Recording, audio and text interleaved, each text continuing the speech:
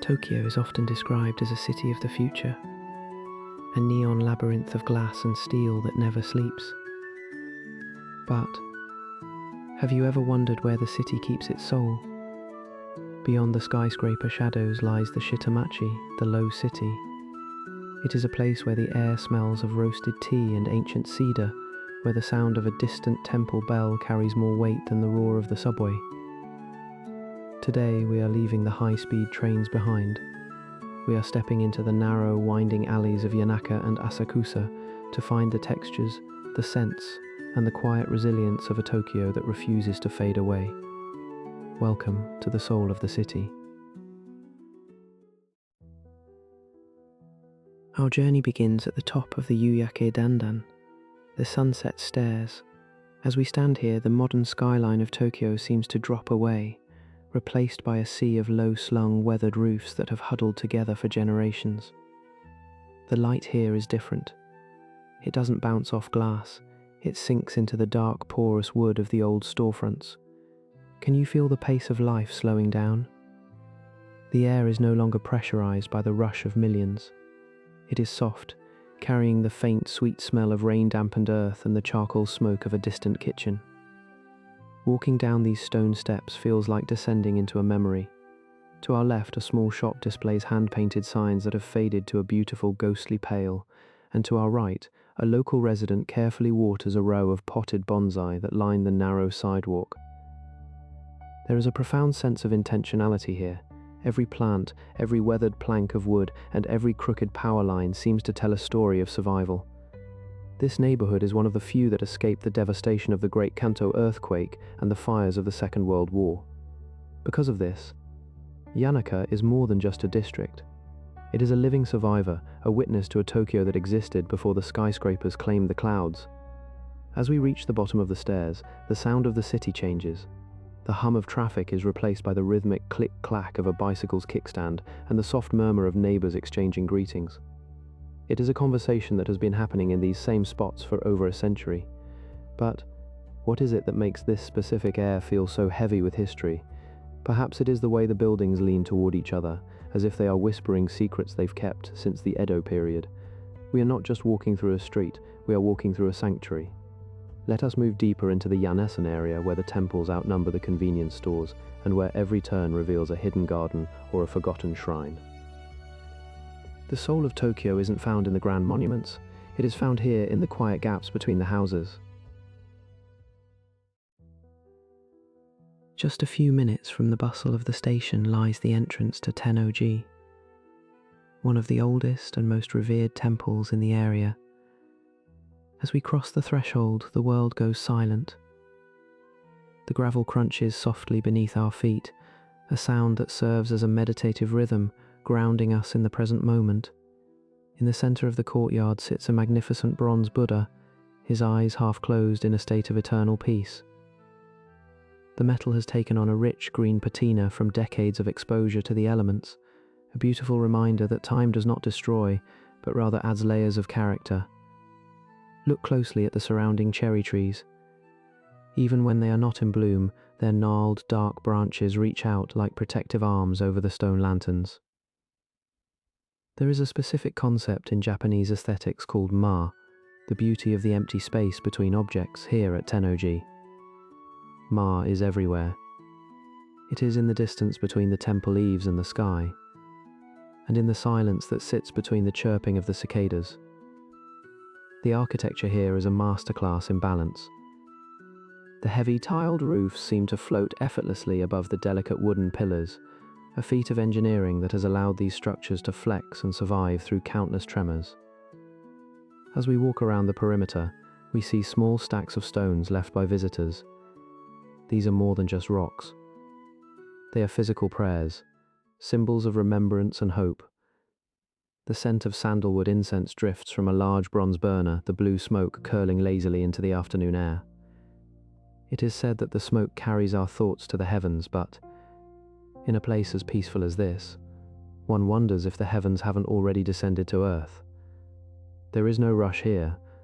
The monks move with a slow, deliberate grace, their robes sweeping softly against the polished wood of the veranda. Watching them, we realize that the soul of Tokyo isn't about the speed of progress. It is about the consistency of practice.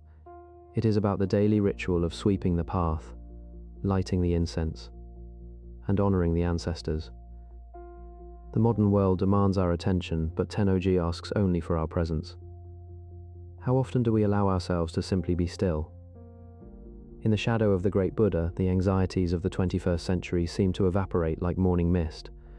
We take one last deep breath of the sacred air and prepare to follow the path toward the great cemetery. Leaving the temple, we enter a place that is paradoxically full of life. The Yanaka cemetery. In many cultures, a graveyard is a place of somber isolation. But here in Tokyo, it is a vibrant part of the neighborhood. Mothers push strollers along the tree-lined paths, and elderly couples sit on benches, sharing tea in the shadow of moss-covered monuments. This is a city of the ancestors, a sprawling park where the past and the present live in a gentle daily embrace. Among the thousands of stone markers lies the final resting place of Tokugawa Yoshinobu, the very last shogun of Japan. His presence here serves as a bridge to a bygone era, an era of samurai and shogunate power that ended only 150 years ago. As we wander away from the famous sites and into the smaller, overgrown sections, the true beauty of the cemetery reveals itself. It is found in the way nature is slowly reclaiming the stone. Ivy winds its way around the vertical pillars, and tiny ferns grow from the cracks in the granite. There is a profound sense of continuity here. You can see it in the sotoba, the wooden laths inscribed with Sanskrit characters that stand behind the graves. These wooden strips represent the 5 elements of Buddhist cosmology: earth, water, fire, wind, and space. Even as the wood weathers and the ink fades, the connection remains. The air here is cooler, shaded by an enormous canopy of evergreen oaks and cherry trees. In the spring, this path becomes a tunnel of white petals, but even now, in the quiet of the off-season, the atmosphere is electric with memory. Every stone tells a story. Some markers are polished and new, adorned with fresh flowers and small cups of sake, evidence of a family that still visits every week. Others are ancient and tilted, their inscriptions worn away by a century of rain, and yet none of it feels forgotten. The cemetery acts as a green lung for the crowded city, a place where the noise of the Shinkansen is muffled by the rustle of leaves. It teaches us that to understand Tokyo, we must first understand its relationship with those who came before. The city isn't just a collection of buildings, it is a collection of lives. As we exit the cemetery and head toward the shopping streets, we carry that stillness with us. As we transition from the silent rows of the cemetery into the narrow bustle of Yanaka Ginza, the energy shifts. This is the heartbeat of the neighborhood, a traditional shotengai or shopping street that feels like a film set from the 1950s. But look closely, you aren't just being watched by the shopkeepers. You're being watched by the cats. Yanaka is famous for its feline residents, both the real ones sunning themselves on the tiled roofs and the carved wooden ones peering down from the eaves. Why are there so many cats here? The locals say that cats are drawn to the good energy of the Shitamachi. They are symbols of luck and protectors of the small wooden shops. As we walk, we see cat-shaped carvings on the wooden signage, and even maneki neko statues waving their paws from the windows of tea houses.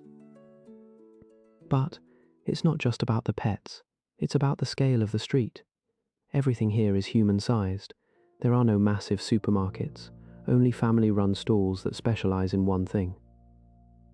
The scent of roasting chestnuts begins to fill the air, followed by the savory fried aroma of menchikatsu, a local favorite. We see a queue forming outside a small butcher shop where people wait patiently for a snack that costs only a few hundred yen. There is no pretension here. People talk across the street, and the shopkeepers know their customers by name. This is the soul of Tokyo in its most social form, a web of relationships built on daily interactions over decades. We stop at a small stall selling taiyaki, fish-shaped cakes filled with sweet red bean paste. The vendor flips the heavy iron molds with a practiced flick of the wrist, the steam rising in white plumes against the dark wood of his shop. He offers a quick nod and a smile, a small, genuine connection in a city of 14 million people. In the modern districts like Shibuya, you are an anonymous face in a crowd. But here, in Yanaka Ginza, you are a guest in a neighborhood. It is this warmth, this village-like intimacy that makes the Shitamachi so precious. The cats know it, the locals know it, and now, we know it too. A sharp, savory aroma suddenly cuts through the air. The unmistakable scent of senbei, traditional Japanese rice crackers being toasted over charcoal. We follow the smell to a small wooden storefront, where an elderly man sits cross-legged behind a low grill. This is not factory-produced food. This is an art form. He uses long wooden tongs to flip each cracker individually, watching for the exact moment when the pale rice dough begins to blister and turn a deep golden brown. The process is hypnotic. He brushes a dark, shimmering glaze of soy sauce over the hot surface, and the resulting hiss releases a cloud of umami-scented steam. It is a smell that is deeply nostalgic for many Japanese people, a scent that evokes childhood memories and the comfort of home. But why does it matter that he still does this by hand? In an age of automation, this man's hands represent a direct link to the artisans of the Edo period. He can tell by the sound of the pop and the feel of the heat exactly how the cracker is cooking. We purchase a single cracker, still warm and wrapped in a small piece of dark green nori seaweed. The first bite is an explosion of texture. The crunch is loud and satisfying, a sharp contrast to the soft, pillowy foods often found in modern convenience stores. This is the taste of the Shitamachi, honest, simple, and perfected over centuries. As we eat, we watch the artisan continue his work. He doesn't look up much. His focus is entirely on the fire and the rice. There is a quiet dignity in this kind of labor. In Tokyo's high-tech centers, success is measured by innovation and speed. But here, success is measured by consistency. If the senbei tastes exactly the same today as it did 50 years ago, the artisan has succeeded. This shop has survived fires, wars, and the rise of the snack food industry, simply because it refused to change. The wooden walls of the shop are stained dark by decades of soy sauce steam, and the floorboards are worn smooth by generations of customers. It is a sensory archive of the neighborhood's history. As we move on, the savory scent lingers on our clothes, an invisible souvenir of a craft that refuses to be rushed. The soul of the city isn't just seen, it is tasted. Tucked away in a side alley so narrow our shoulders almost touch the walls, we find the workshop of a bamboo craftsman. Through the open sliding door we see a floor covered in thin blonde strips of wood. The air smells like a fresh forest after a storm, clean, green and slightly sweet. The master is seated on a low stool, his fingers moving with a speed that defies the eye, weaving the bamboo into a complex geometric lattice. Bamboo is a fascinating material. It is incredibly strong, yet it possesses a flexibility that allows it to bend without breaking. The craftsman explains that he must first harvest the bamboo at the right time of year, then dry it for months before he can even begin the splitting process. He uses a specialized knife to divide a single stalk into dozens of identical paper-thin ribbons. But how does one learn such a skill? He tells us it takes 3 years just to learn how to split the wood correctly, and another 10 to master the weaving. As we watch, a basket begins to take shape. It is a delicate, airy structure, yet we are told it will last for 100 years if cared for properly. This is the essence of Japanese monozukuri, the art of making things. It isn't just about the final product. It is about the spiritual connection between the maker, the material, and the user. The craftsman treats the bamboo as a living partner, respecting its grain and its limits. There is a meditative quality to the sound of the bamboo strips sliding against one another, a soft, dry schluck that repeats in a steady rhythm. In a world of plastic and disposable goods, these bamboo objects feel like anchors. They remind us that the most sophisticated technology is often found in nature itself. The patterns he weaves are ancient, some representing the flow of water, others the scales of a dragon. But he also adds his own subtle variations, a thumbprint of his own soul on the tradition. As we leave the workshop, we look at the trees lining the street with new eyes. We see the raw potential in the wood, and we appreciate the hands that have the patience to draw it out. The soul of Tokyo is flexible, it bends with the times, but like the bamboo, it never snaps. We leave the quiet lanes of Yanaka behind and travel toward the vibrant red heart of the Shitamachi, Asakusa. Here, the scale changes. We are greeted by the Kamina the Thunder Gate. It is a massive crimson structure that stands as a sentinel between the secular world and the sacred grounds of Senso-ji. Hanging in the center is a giant red lantern, weighing nearly 700 kilograms. its dark wooden base carved with the image of a dragon. On either side of the gate stand two fearsome guardians, Fujin, the god of wind, and Raijin, the god of thunder. Their muscles are taut, their expressions fierce. They are there to protect the temple from storms and evil spirits, but they also serve as a psychological threshold for us. As we pass under the giant lantern, we are symbolically leaving the chaos of our daily lives behind. The red of the gate is not just a color, it is a statement of power and vitality. Even with the crowds of tourists and pilgrims, the Kamena Ramon maintains an aura of immense dignity. It has been destroyed by fire many times over the centuries, most notably during the air raids of 1945, but each time, the people of Asakusa rebuilt it. This gate is a testament to the resilience of the Tokyo spirit. It says, "You can burn our wood, but you cannot destroy our devotion." If you look up as you walk through, you can see the intricate joinery of the beams. No nails were used in the original construction, only the genius of interlocking joints that allow the building to breathe. But what is it about this specific shade of vermilion that feels so magnetic? In Japan, this color is believed to expel demons and protect against illness.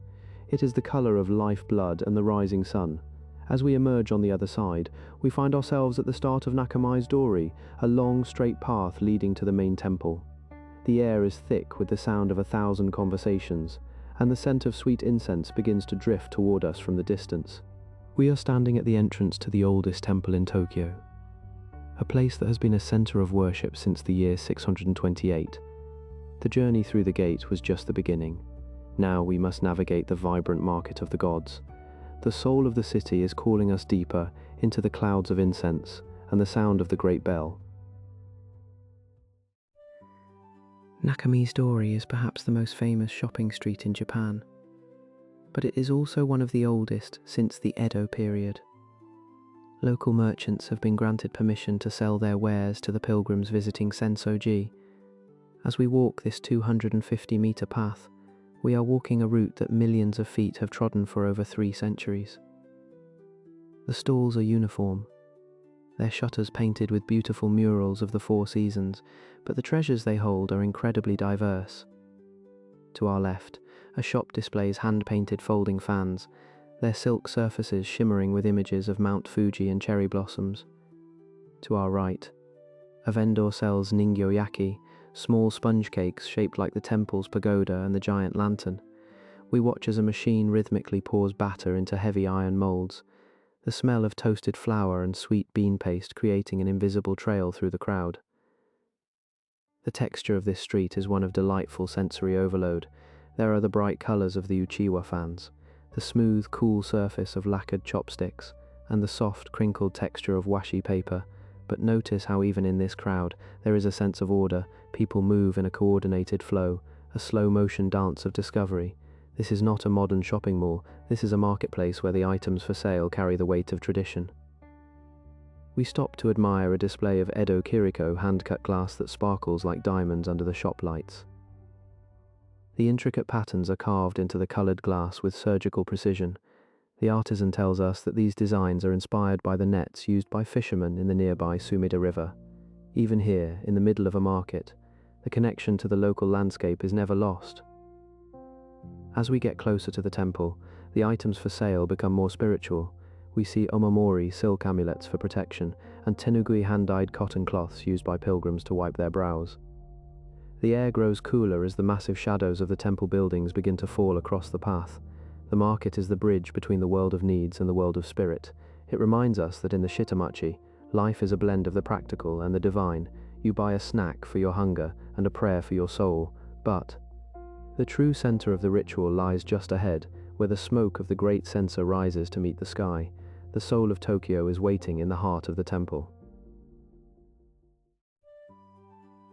In the center of the courtyard, before we reach the steps of the main hall, stands the yokoro. It is a massive bronze incense burner, and it is the focal point of a ritual that has been performed for over 1,000 years. Thick white clouds of sandalwood smoke billow from its mouth, swirling and dancing in the afternoon light. We see people gathered around the rim, using their hands to fan the smoke toward themselves, bathing their heads and bodies in the fragrant mist. There is a deep-seated belief that this smoke possesses purifying and healing powers. A student might fan the smoke toward their head for wisdom, or an elderly person toward their aching joints for relief. But, as we join the circle, we realize the ritual is about more than physical health. It is a moment of collective focus. In the smoke, the individual disappears for a moment. Everyone is united by the same simple act of hope. The scent is intoxicating, heavy, woody, and ancient. It clings to your hair and your clothes, a persistent reminder of the sacred space you have entered. The heat from the glowing charcoal at the bottom of the burner radiates outward, warming our faces as we lean in. Look at the expressions around you. There is a look of serene concentration on every face. In this cloud, the noise of the city, the flash of cameras, and the worries of tomorrow all seem to blur into insignificance. Why does smoke play such a central role in Japanese spirituality? Perhaps because it is the most visible representation of the transition from the physical to the ethereal. It is something you can see and smell, but you cannot grasp it. It moves with the wind, much like the human spirit. As we step back from the burner, the air feels lighter and our senses feel sharper. We are now ready to climb the steps to the Kanondo, the main hall, where the golden image of Kanon, the goddess of mercy, is said to be enshrined. The smoke has prepared us. It has washed away the dust of the modern world, leaving us open to the ancient whispers of the temple. The soul of Tokyo is not a static thing, it is a process of purification. To the side of the main hall, we hear a distinctive sound. It is a rhythmic, metallic rattling. Chack, chack, chack. We follow the sound to a row of wooden counters where people are shaking hexagonal metal boxes. Inside are thin bamboo sticks, each marked with a number. This is the omikuji, the ancient practice of drawing lots to glimpse one's future. We take a box in our hands. It feels surprisingly heavy, the metal cold against our palms. We shake it, and the sound of the sticks clattering inside is like a coded message from fate. Finally, a single stick slides out through a tiny hole at the top. We look at the number and find the corresponding wooden drawer in the massive cabinet behind the counter. The wood of the drawer is polished smooth by the touch of a million hands. We slide it open and find a slip of paper. These fortunes range from great blessing to small curse. But what happens if the news is bad? In the Shitamachi, you don't just accept a bad fate, you leave it behind. We see rows of wire racks nearby, covered in thousands of white paper slips tied into neat knots. If your fortune is unfavorable, you tie it to the rack, symbolically leaving the bad luck at the temple for the gods to handle. It is a beautiful system.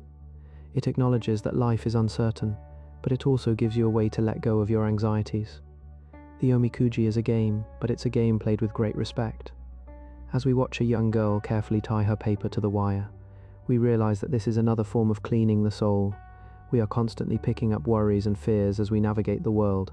A place like Sensoji provides the tools to put them down.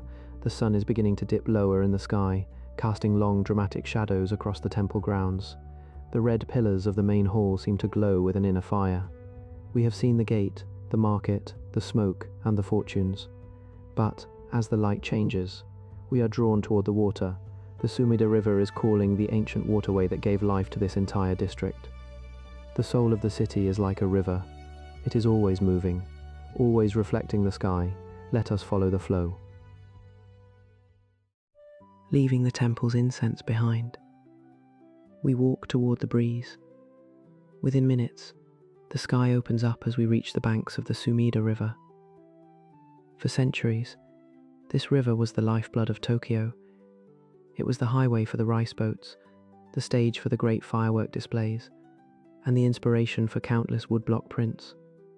Today, it is a place of transition, where the low-rise history of Asakusa meets the soaring ambition of the modern skyline. We stand on the Azuma Bridge, its bold red girders a perfect echo of the temple we just left. Below us, the water is a deep, shimmering olive green, reflecting the clouds and the steel towers. In the Edo period, crossing this river meant leaving the safety of the city for the wild lands to the east. But today, the river connects. We see the Suijobus, the futuristic water buses, gliding silently under the bridges, looking like something out of a science fiction film. But look at the stone embankments. You can still see the remnants of the old docks where the wooden barges once tied up. The Sumida has seen everything. It has survived floods, and it has reflected the orange glow of the city in flames. There is a specific kind of peace here, different from the silence of the temple. It is the peace of constant movement. The river doesn't hold on to anything, it simply carries it away. We walk along the Sumida Park promenade, where the cherry trees lean out over the water. The sound of the city is muffled here by the gentle slap of the waves against the concrete. Across the water, we see the famous flam door, the golden flame atop the Asahi building, and rising behind it, the sky tree. The contrast is startling. One is a neighborhood of wood and incense, the other a forest of glass and light, but the river holds them both in its reflection. This is the true soul of Tokyo, not one or the other, but the bridge between them. The river reminds us that time is a current. We can try to stand still, but the world will keep flowing. As the sun begins its final descent, the water turns to liquid gold. We are heading toward the light. And there it is, rising like a needle made of light, the Tokyo sky tree. At 634 meters, it is the tallest structure in Japan, a vertical city that pierces the atmosphere from the narrow alleys of Yanaka. It seemed like a distant dream, but here, from the riverbank, it is an undeniable reality. It is a masterpiece of neo-futuristic design.